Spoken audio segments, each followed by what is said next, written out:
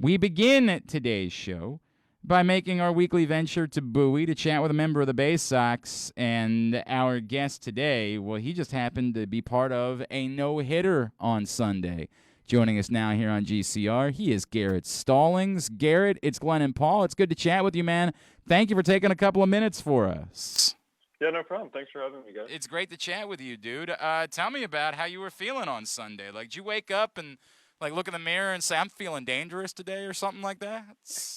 You always think it's something like that, but, it's just kind of another normal day. We've actually yesterday completed our fifth day game in a row. So, had to get up a little bit earlier, go get some breakfast, and then head to the yard. But, yeah, definitely special at the end of the day. Yeah, no question about that. Garrett, tell me when, so for those that don't know, Garrett pitched, it started what ended up being a no-hitter for the Baysox on Sunday in game one of a doubleheader. Did you, how deep into a game do you find yourself saying, I got something special going on here? Like, when does it start feeling real to you? Yeah, I think for me personally, I've been in a few situations like this before, like getting really close to a no-hitter or, even through a small perfect game in high school. But, Okay. I think after you cruise through the third inning, you run out there for the fourth or fifth and you're like, dang, not many people have been on base today. And honestly, you're so much in the zone, you really don't really let it affect you too much. And for this to happen too, you got to have a lot of things happen. Not necessarily be the luckiest person in the world, but got to have some weak contact. There's always going to be one play behind you that kind of changes the game and ultimately helps you seek down, the ultimate outcome. But yeah, I'd say probably towards the fourth or fifth inning, you start to, rumble a little bit in the dugout. Are you a superstitious type? Are you everybody says you don't talk to anybody or do anything like that? What did it look like for you on Sunday? Yeah, it's I'm a little stitious, I guess. Yeah. I'm not crazy about, doing the same exact thing because, as soon as one thing goes out the window, you might hit the panic button, but, you'll stand in the same place or you might not try to talk to everybody. But, in between innings, I try and do pretty similar things. You'll put your glove and hat in the same position. I was sticking towards the right end of the dugout, but nothing too crazy. Okay. I mean, it's at least a little bit though, right? And it worked. So maybe you keep the glove and the hat in the same place forever, right? Yeah. I mean, you definitely. Oh no, I haven't had any Gatorade yet. You could take a sip of a Gatorade and you give up a hit. You're like, darn, I'm never doing that again. You might do something like that, but it's not really relevant. But you like to think so. Oh no, I mean, you don't mess with it. I mean, my God, as fans, we don't mess with where we sit while we're watching our teams play. Christ, when you're actually part of the game, my God, you definitely don't mess with it. Garrett Stallings with us. Garrett, was it bittersweet, getting yanked, or did you find yourself saying, "Hey, look, it's not a 9 inning game anyway"? What was the attitude like as you were getting deeper into the game? Yeah, I think as having a super competitive nature, obviously you never really want to come out of the game, especially when you have something good going. But a little bit out of my control. I can't sit there and beg and argue. We have some organizational policies that we have in place just to help protect our health. And I hand off the ball and Morgan goes out there and has a perfect inning and puts the cherry on top. So definitely a special moment to be a part. I think the competitive nature, you always want to go back out there, but hopefully I'll get another chance to do this again. No doubt, and maybe at the major league level when it would really count. You can be the next Reed Detmers when that plays out. I just saw that this morning. That's pretty special, and I was with the Angels for a little bit, so we got to spend some time with him at the alternate cool. site. And yeah, I mean, we're kind of at the point where you keep your head down, you keep working. Next thing you know, you'll see your name on TV. That's the idea. There's no doubt about it. Garrett Stallings with us here on GCR. Garrett, was it special enough that you chose to keep anything from the game on Sunday? Was it meaningful enough that you were like, hey man, I want the lineup card. I want this something like that. Yeah, I'm not huge on collecting baseballs or doing something, but I went to the game bucket and with it being Mother's Day, my mom and dad actually happened to come to the game on a whim. They live about 2 hours away, and it was rainy and cold. They were planning on maybe not coming, but they came at the last second. So I gave both of them a ball, and I grabbed one, and I grabbed two. I gave one to Morgan and one for myself, and maybe I'll start my collection now and start writing down some of those That's cool cool, moments. man. That's cool. But that's such a special story that because it was Mother's Day, your parents were there, dude. Like, man, come on. That's Yeah, the that was a pretty special hug. After they were, some guys didn't realize how, in the moment you might not realize how cool it is, but when you've got all these friends and family and guys like you reaching out, it's a pretty special moment, and got to keep working, but you got to celebrate it a little bit as well. I feel like it's more meaningful because Garrett, you're off to such a good start to the season, right? Like if this had been sort of an anomaly after you had been, getting rocked for a couple of weeks, throw a no hitter, like it might be more difficult to celebrate. But in a way, do you feel like you're celebrating just in general? Like you're pitching really well as you're moving along now in the Orioles system at the Double A level. You're getting a step closer. Is part of the celebration more just sort of an overall celebration of where you're at this point? I try and keep it pretty simple. It's this game will humble you in a heartbeat. I think as soon as you think you figured it out, that's when your 8-run performance comes. So Mm-hmm. if anything, I'm definitely not changing my routines, and I'm almost working like it was a bad game last outing, and I think that's something that helps separate me, and you hope to play this game for a really long time. You're going to have really good ones and really bad ones, but yeah, I mean, I just want to keep it going, and I want to keep working hard, and it's been a really good start for me, but obviously want to just keep it going. What was it after that getting that sort of first real taste a year ago, right? What was it that you wanted to focus on this off season and coming into this year, and how do you feel about the work that you put in during the course of the off season? Yeah, absolutely. I think personally for me, I've always been someone who can pretty much always find the zone and throw a lot of strikes. And if anything, I threw too good of strikes when I first came up to Double A last season, and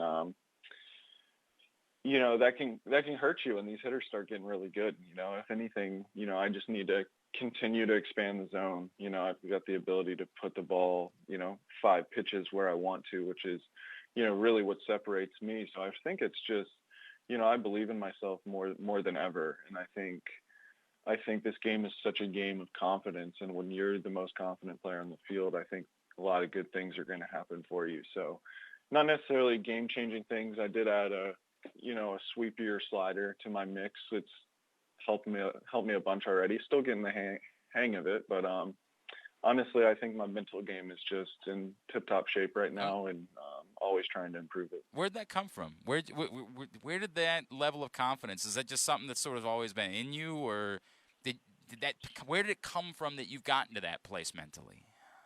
Yeah, I think if anything, as an athlete, you want to go back to times when you're at your best, especially when you're not performing at the time. So naturally, last year was my first year playing at the minor league level, even though it was my third year, just due to circumstances and COVID and whatnot. And you know, I wasn't quite myself when I got out there. I had a pretty good year, but not as good a year as I wanted to. So I think deep down, you always want to take a look in the mirror and look pretty hard on some of the areas you can improve on. And I kind of took myself back to when I was at the University of Tennessee. I really didn't care who I was pitching against, Mm-hmm. pitching with a chip on my shoulder. And I think I had lost that mentality a little bit. And now that I've kind of re-implemented it and, believing in myself at an extreme level, I think it's paying off. So I think if anything, if young athletes are listening, look back at a time when you're having your most fun, when you're competing at the highest level and succeeding, and remember what that feels like. Remember what you're doing, your routine, and whenever you're in a spot of trouble, kind of revert back to that. I remember hearing how excited you were to end up in this organization in the Iglesias trade, and I get it. You're from Virginia, family's not far away.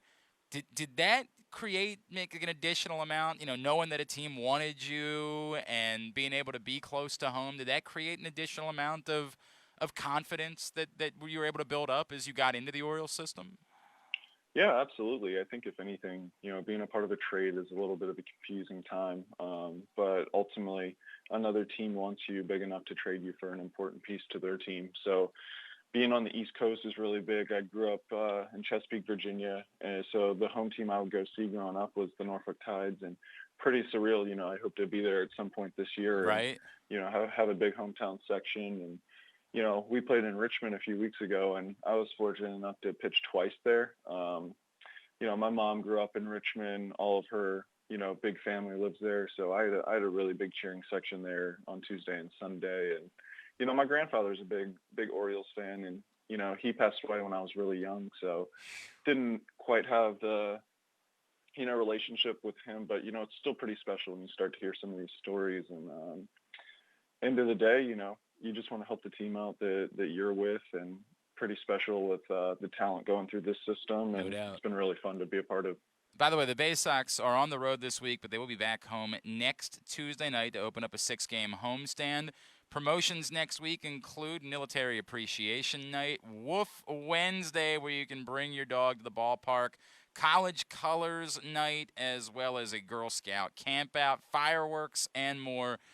Find out more by going to Baysox.com and get your tickets for next week as the Bowie Baysox return home. Garrett, all that stuff, it's incredibly special, but you reference, where this organization is right now, what's going on, this system. I know you got to spend some time with Adley Rutschman a couple of weeks ago.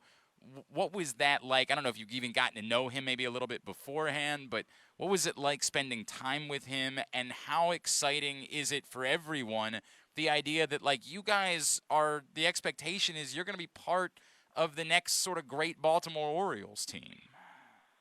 Yeah, no, it was pretty special. I hadn't, with being traded here last year, I was kind of secluded to a certain area, especially with COVID going on during spring training. So I'm still, meeting guys throughout this year, which is kind of interesting. You think I know everybody, but, I got to throw to Adley once this spring training, and he did a phenomenal job, had a really good outing. And, I wanted to throw one pitch to, I think it was Robert Newstrom, and I shook him off, and he put the same pitch right back down, and I threw it, and I think I got him out or struck him out or something. And, sometimes you got to trust the guys, they might know him better than you do. And, he's a pretty special player. That was the first time I really got to see him play, was in Bowie this week. And, he really does make it look easy. And he's a pretty humble player. He plays really hard. And I think, as you mentioned, for Orioles Nation, it's got to be one of the most exciting times. It's pretty encouraging seeing, the big league club winning some games and having lots of fans in the stands. And, I think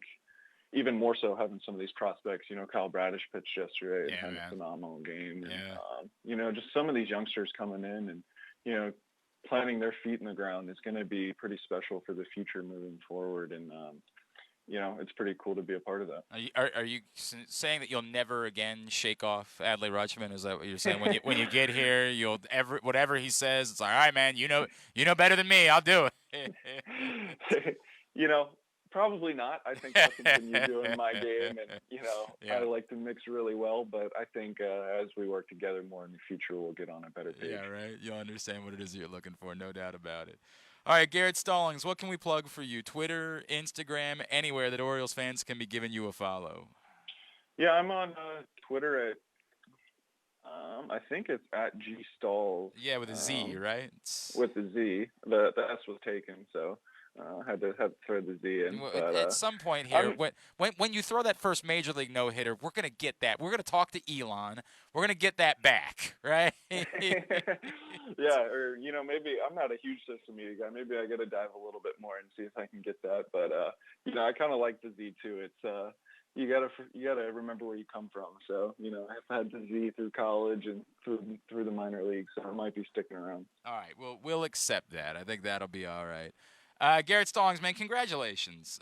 What a cool moment that was on Sunday. I know you're looking forward to a lot more of those in the future. Can't wait to see what's next for you. Appreciate taking a couple of minutes for us this morning. Thanks for doing it, brother. Hey, appreciate you guys, and hope you have a good rest of your week. Absolutely, man. Garrett Stallings, as we make our weekly trip to Bowie to chat with the Baysox.